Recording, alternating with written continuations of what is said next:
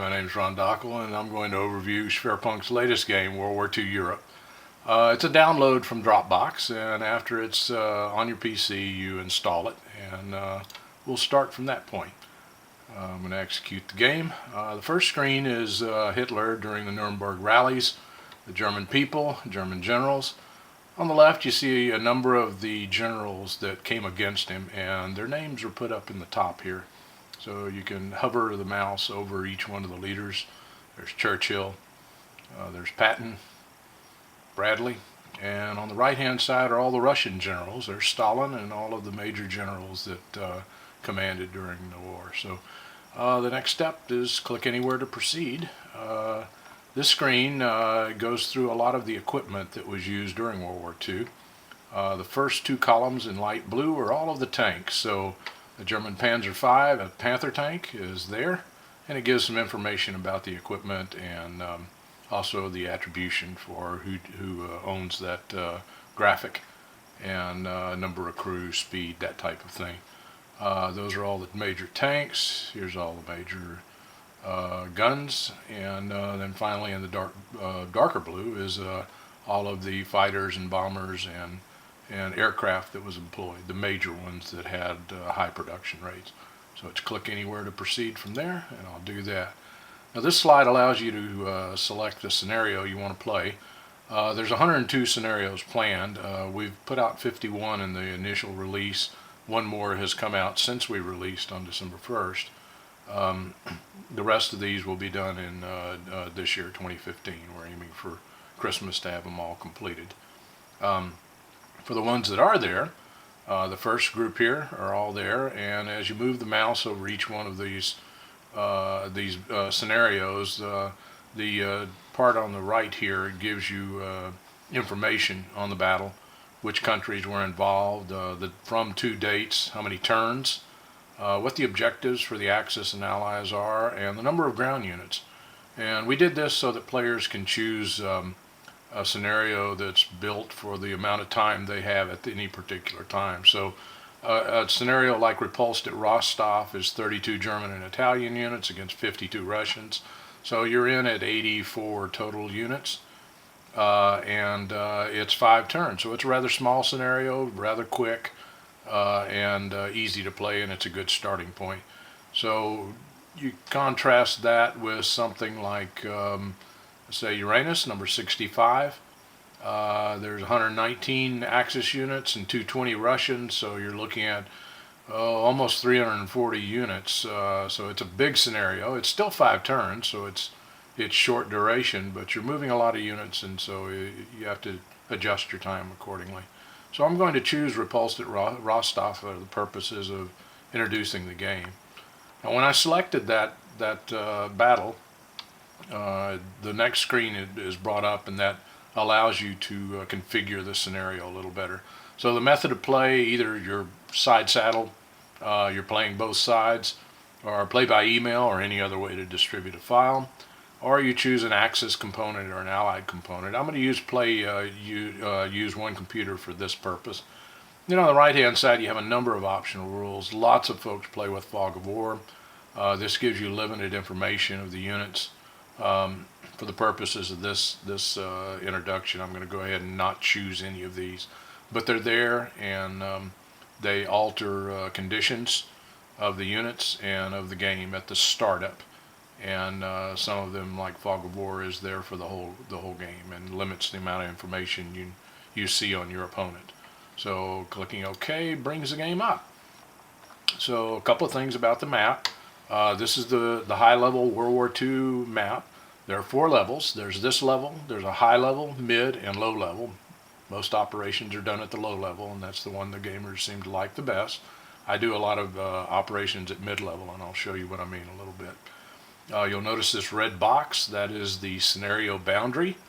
So repulsed at Rostov is scenario 50, and it's being played inside of this red box on the map. You'll notice the command panel over here. It gives you the standard kind of Windows menu file type things: open, save, save as, close. Next phase is what you hit after you've performed all the operations for your part of the phase. Let me bring up the counter legend. I'll click on that, and you'll notice that it shows what a naval unit looks like, air unit, ground units, headquarters units, and then the information on the unit. Now this is very important to learn these type of things. The first two at the top, first two numbers are the combat and supply losses. Then the next number is reserve. The next one is training, experience, and morale, TIM. The next one is dig in, entrench, and fortify. And then you get a symbol if you're out of supply, a small s is put there. The unit ID, this one's showing the 78th Infantry Division. Headquarters would be, I believe that's the 9th Infantry Corps. And then you have your attack factor, defend factor, and move factor. And I showed the unit sizes and unit types, which is coming from here.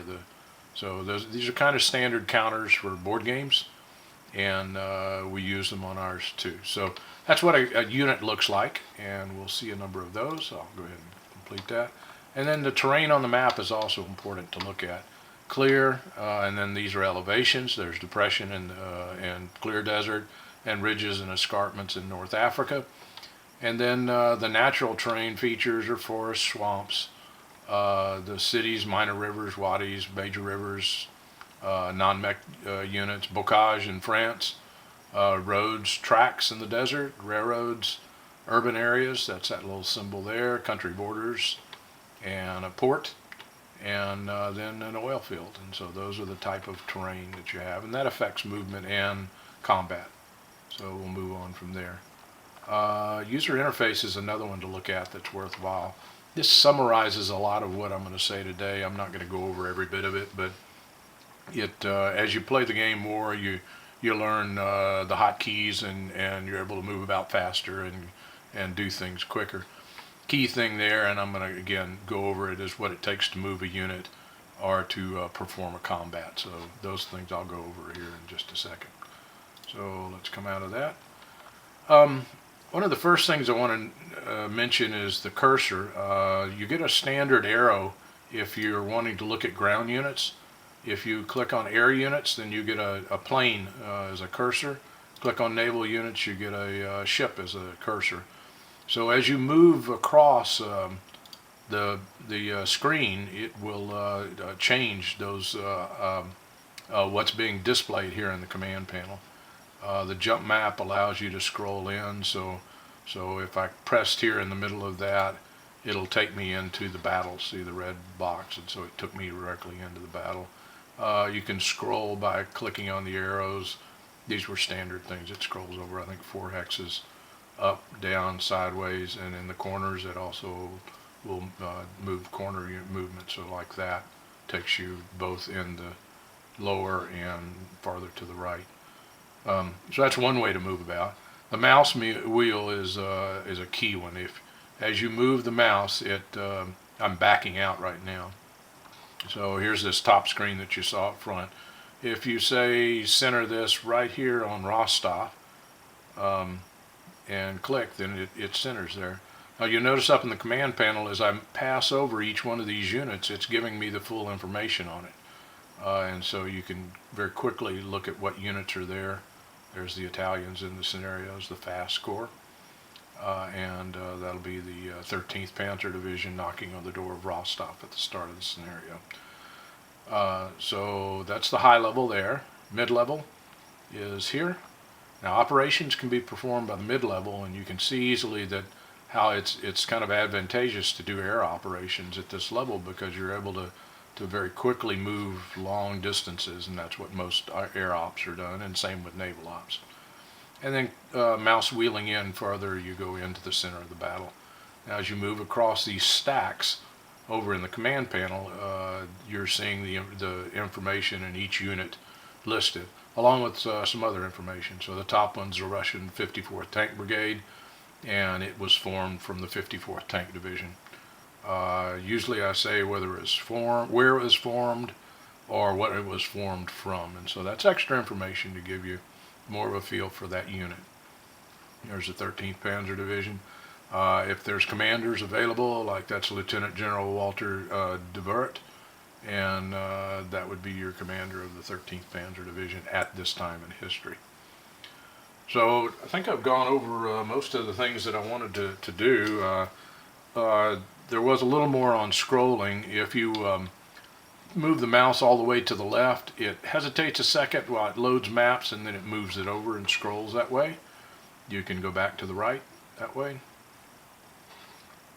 and then down, and then up. So that's one quick way to do it. Now, one other item is if you press the shift key and go over, say, to this Italian fast core and click on it, then it will, excuse me, it's the control key, and click on it. Then you'll notice that it moved that to the center of the screen here. So you can center anywhere you want to go to. I'll center back on control and the Novosibirsk town. And that's one way to do things. So that I think takes you through scrolling and moving about the map. And we've talked about everything else in the command panel. So the next thing to do is actually play the game. So over in the command panel, it says it's the Allies' turn, and you're in turn deploy phase, turn 1 of 5, and it's clear weather. And this shows you where the map is and also what's being shown on your displays, that inner box. This is the week that you're on. It's November 2nd, 1941. You have no selected locked ops. I'll talk about them a little later. And you're in number 50, repulsed at Rostov. So what ops are done during turn deploy? Well, if you click on game status, it lists the ops that are done. So it's basically your naval ops, your air ops, and then your standard ops. And those are what's available.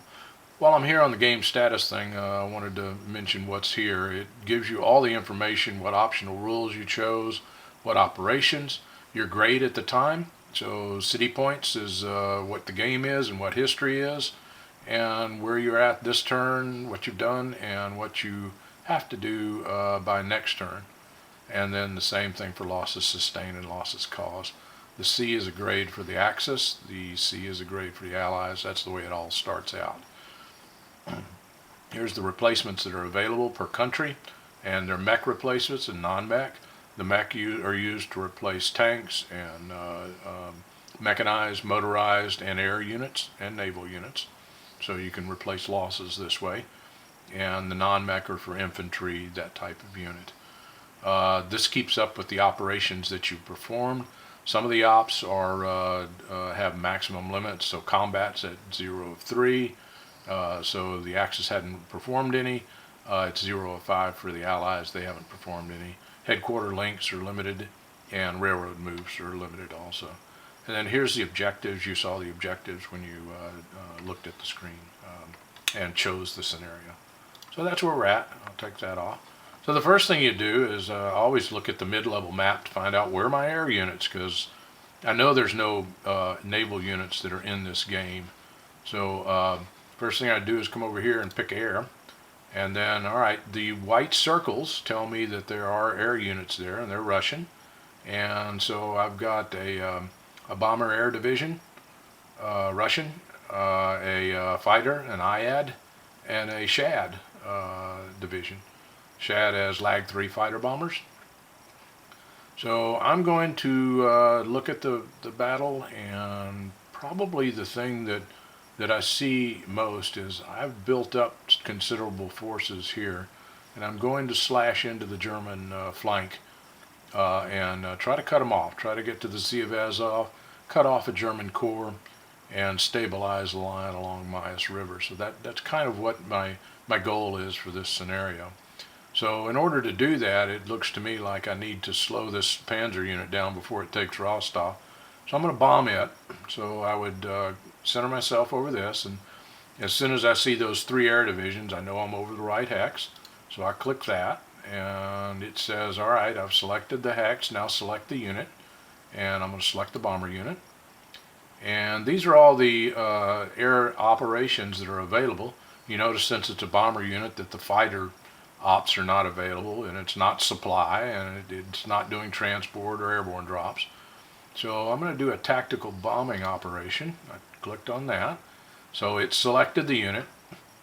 Now the range of the bomber was calculated, and I did a white hex light. The game does a highlights each hex in white that tells me that That's the range of the bomber. So I can see that my Panzer division that I want to bomb is in range. So I come over here on top of the Panzer division and I click on it, and the game finishes the opt-out. So what it did was to come over here and put that bomber division here on top of the Panzer division. Actual results will be determined at the end of the term deploy phase, because when the Axis does their operations, they may throw search and destroy ops at it, fighter ops at it, and it may abort that mission, or it may be completed. So I'm going to throw up the fighter unit here, and I'm going to put that in the search and destroy also on top, and this other fighter unit also in a search and destroy. So I've got one bomber division bombing the Panzer division, while I've got two fighter divisions performing search and destroy. So anything coming around here is going to be attacked by this, and will be attacked in turn. So that's fighter operations. I'm going to hit next phase. I'm through with the Russian phase. Now you notice it went to Axis, and now it's Axis turn deploy time. The Axis air units, these are transport units and one fighter. And then I've got a bomber and a fighter unit here. So I'm going to take the Henkel 111s in Kampfgeschwader number 27, and I'm going to try to bomb Rostov. It's a pretty day. It's time to go bomb a city. So there's tactical operations. I'm in range. There's Rostov. And because I'm worried about enemy attacks, I'm going to put an ME-109 with it, and that'll be my defense. So I'm going to leave the transport op alone for now. I'm not going to do anything with it, and click next phase, and the game will determine what happens here to the air operations. Now the way to do that is look at reports and air-to-air combat. Let's see what happened. Well, the Russian got attacked. Russian Unit A got attacked and suffered a loss at that hex, but it didn't abort, and its fighter wing got no losses, but that one got 2 losses. The Kampfgeschwader number 27 had a loss, but no abort, and the German fighter unit also got 2 losses, but no abort. So everybody completed their mission, but there were losses taken. If there was any air-to-naval action, you would see it here. If there was naval-to-naval combat, you would see it here. Now on air-to-ground there was, because that was where air tactical operations. The Russian bomber did put a loss. That'd be on the 13th Panzer Division, and the Kampfgeschwader number 27 put a loss on the Russian Rifle Division that was located in Rostov. And let's see, ground to ground we haven't done yet, but that'll fill in as soon as we've done. While I'm here, if you're using the computer opponent, you can take a look at what they did. See if anybody's out of supply. There are none. The reinforcement just lists all the units in the game, and they all entered on turn 1. There were no reinforcements on this one. And then you can take a look. These are the operations that were performed by the Russians, and when we put do ground move, it'll show some ops here, and no one's been destroyed yet. So I'll go ahead and back out of that. So that's the turn deploy phase, and the next thing that happens is that it's the Allies' turn, ground move. So Allies will do a ground move, and then the Allies combat, and then the Axis will do and the Allies are going first here because they have the initiative. That's a historical initiative. And then so Allies move, Allies combat, then Axis move, Axis combat, and then that's the end of the turn. So for Allies move, let's go into the low level, and I use the mouse wheel to get there. All of these units I want to move into place for attacking, and my goal again is to slice through here to Taganrog. First thing to do is let's click on the hex, click on the Russian Rifle Division. I'll do a move no attack. So those are the hexes I can move to. I'll move there, and then since move no attack allows you to move twice, I'll do that, and that ends the operation. I'm going to do a series of those, move no attacks, and moving into position here. And I'm doing exactly what the Russians historically did. They had a tendency to infiltrate very well, get across rivers, build bridgeheads, and in this case, just by sheer movement alone, I've come close to putting this unit out of attack. Now, here's 3 Russian rifle brigades. I'm going to use a stack move here, so I select the hex, then I press the shift key and select a tank unit. So all 3, notice all 3 have been selected here. And I'm going to do a move to attack. In this case, I think I want to try to make sure the 16th Panzer Division's not involved. And I'll take this Russian tank unit, do move no attack, and see if I can slice through. So I'm in good position here to put some pressure on the lead corps. I didn't cut it off just by sheer movement. I came close. In fact, I may have cut it off actually. It's a question of whether they can get through the swamps. No, they won't be able to. I've cut off the lead panzer unit just by infiltration types of movement. That's a cavalry unit there. And I'll do another move here, move no attack, to get it in position, to make sure that any kind of counter moves the Germans have in mind are going to be met with something. So those are the movement. I didn't spend a lot of time over, let's move this cavalry unit. The types of movement, move to attack means you can move and you can attack during the combat phase. Move no attack says you can't attack, but you can move twice. Move to exploit, you move 3 times. Strategic railroad move means you're moving up to 8 hexes on the railroad, but you're not going to be able to attack. Dig in says you're going to dig in your units, have your artillery get the range, and it improves your defense modifier. Then 1 hex move is used for areas where it's very difficult to actually make the move because of terrain.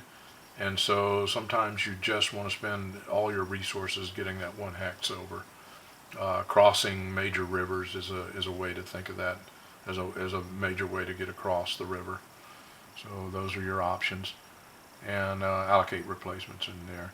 Now you can also choose unit detail, and I want to show that up. So I had chosen the 68th Cavalry Division. You see the blue border on it, and it gives all the information about that unit and what its status is, move status. It hasn't yet, when it entered, when it exits, who the headquarters unit is, what hex it's at, dig in status, that type of thing. So I'm going to cancel out of that.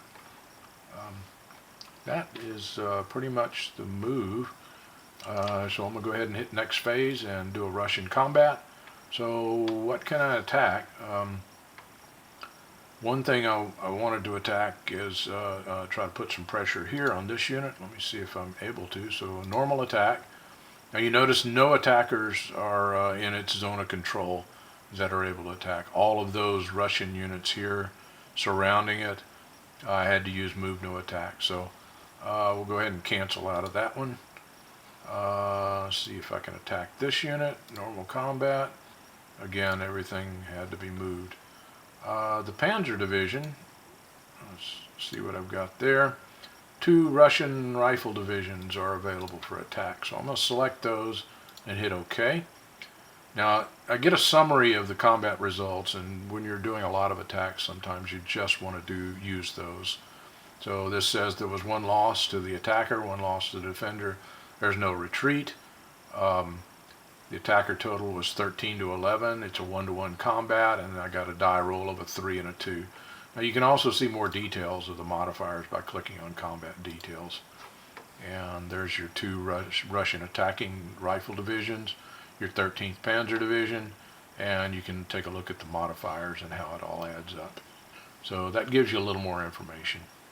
on it, and it's useful if you want to make sure you understand it. So we're done with this attack, and I'll go ahead and hit OK. You'll notice that this unit took a loss, and so I throw a little white hex border underneath the two numbers, first two numbers, which you remember are combat and supply losses. That tells you that this unit took a loss this turn. So that's fairly standard kind of thing.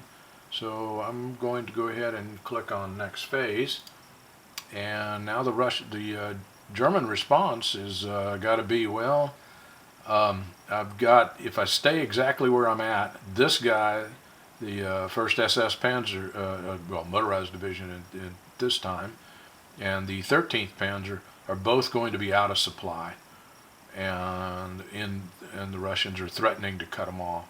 So I think the best thing to do here is to retreat. I call back to Berlin headquarters. Hitler tells me not to retreat, but I've never done what I'm supposed to anyhow, so I'm going to retreat. And I'll probably lose my job as the commander did. So moving no attack here, and I think I better move no attack here so that I can make sure and get to a defensive stand. So this defensive movement's allowed me to get everything out of harm's way, form a defensive line. Not quite satisfied with that because I feel like I need to blunt some of these things that are going on. So I've formed a defensive line with the German retreat here, and I'm not quite satisfied with that. I really think I need to do a counterattack to make sure that things don't get too far out of hand. So Axis move complete. Here's the Axis combat phase. I want to attack these two rifle divisions right at the shoulder of the breakthrough. So we'll put that there and choose normal attack.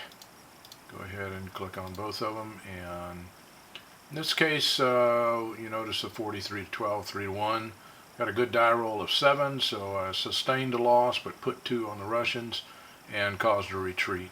The game automatically moves the first unit that you selected in the attack into the defender's hex if there is a retreat, and so that's a success. There's the details of it, of the attack. You'll notice the white lines show that there were losses on the one German unit and both Russian rifle divisions. So we'll close that out. Now, I've moved across the river, the Maas River, and I really don't want to stay there. I'd like to go ahead and move one hex south to form a full defensive pattern here. And so the way to do that is during combat phase you have the choice of combat ops, but you can also do one combat phase move. So I'll select that, and you'll notice since it's done all the attacking it's going to do, and then the only operation it has is combat phase move. I'll do that, and you'll notice that it has up to 4 hexes here, and I'm going to move directly into the city, and that'll do it. Now at this point in time I would start to dig in other units, and that's that. One thing I want to show is that in the reports, ground-to-ground reports, here was the Russian attack on the 13th Panzer Division. Here's the attack that we just went over, and the information's there along with what hex, what happened. You can also see quite a bit of the information kind of in another manner. If you're using the Alt key and you come over the the Control key. Well, wait a second. There we go. Sorry. The Control key tells you what terrain that you're passing over, and when you pass over a hex where a combat has occurred, then it should give you that information. There it is. So you'll see over there's the attackers and defenders and the results of it. So it's on the hex that the units that retreated, not the hex itself. So a little extra information, and with that we've seen the Allies and move in combat, the Axis move in combat. Hit next phase, the game goes to checking end of turn checks. First thing it does is the Axis unit supply check, and then the Allied unit supply check. And we're now in turn 2. It's raining, and the Axis are doing that. Now you can look at the reports and see what happened to air, air to ground, and ground to ground. So there's the ground to ground combat. Look to see if anybody's out of supply. No one is out of supply. Were there any units destroyed? No, there were none. And so there's the turn deploy. This is the Axis turn deploy ops, and the Axis ground move ops that you made last turn, and they're there for taking a look at. So that's the basic parts of the game, and there's more to it than that, but for now I think we'll shut down and call that an overview. Thank you.